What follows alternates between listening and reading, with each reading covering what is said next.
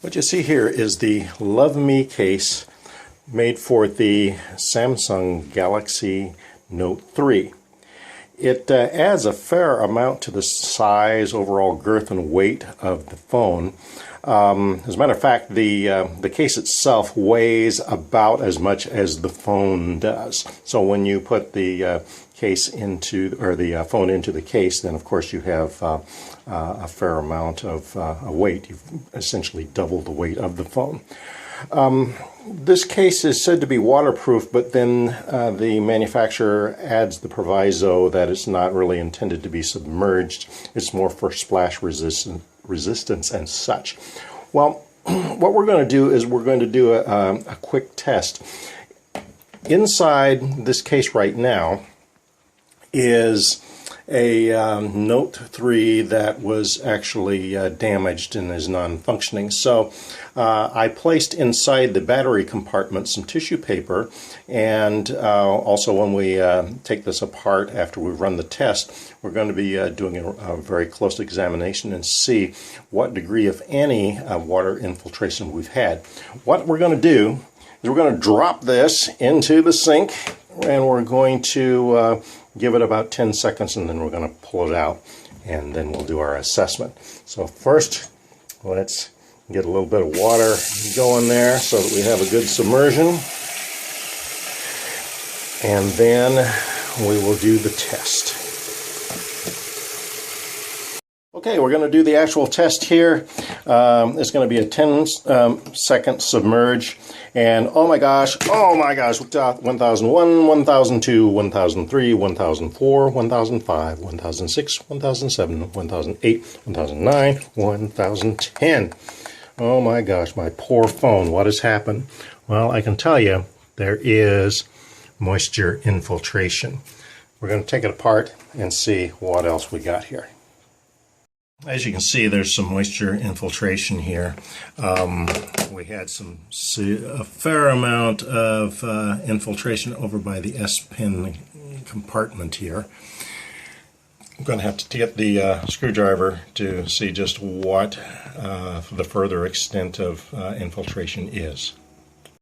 Okay, I've removed the screws. I'm going to try to do this one-handed. Take the cover off. That's going to be maybe easier said than done. Oh, here we go. There we go. All right.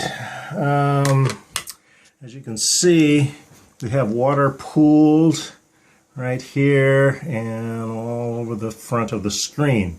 The question is, do we have infiltration where it really makes a difference, and that is in the electronics of the phone? Or were we able to protect this phone from serious infiltration? Well, we're going to take a look and see. Amazingly, when I took the phone out, there was only just a small few drops of water around the S-Pen area. Everything else looks very dry. Well, there are a few drops. Hard to see. Are those drops? Yeah, well, a few drops up around the top here. But we're going to open this up and we're going to see if there was any serious infiltration in just a second. I notice that inside the case itself, it's relatively dry, except you really can't see it very well. There are a few drops. Maybe you can begin to see them if we get a little closer to the light. You can see a few drops of moisture that did infiltrate up in that top area there.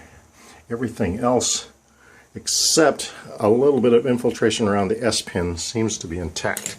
So let's open up the phone. Okay, I removed the S-Pen first, and you'll notice that there are a few drops of water on the very end. That does not bode well for this phone. We'll do a little more disassembly now. All right, what you can see here is there is water infiltration inside the phone. Interestingly though, there's no moisture that I can see in the battery compartment. That is completely dry. So what we're going to do next is we're going to take a look at the motherboard itself. I'm going to go ahead and just dry this off. I'll pop off this section and we'll see just how much infiltration we have on the actual electronics. All right, as we take a closer look here, I don't see any infiltration on the motherboard proper. That doesn't mean that we didn't have infiltration right around in the earphone jack area, but I would have to pull all of this out to really examine further on that. I can say this is the track that the S Pen travels. It looks like the only infiltration we had there was right at the very end and not down towards the tip where the electronics is situated. What you notice here, though, this kind of bears out my theory. Looks like we had infiltration at the earphone jack. So that tells me that even though we can't see anything here, there was probably some infiltration down below in the circuitry. So putting all that together, my guess is that this phone would have been killed if it wasn't dead already with a 10-second submerge.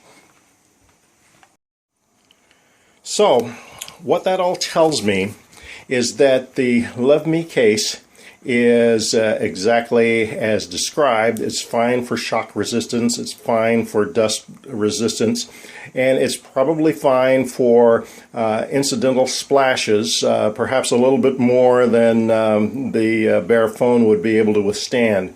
But when it comes to submersion, the Love Mei case is not going to provide you waterproof protection.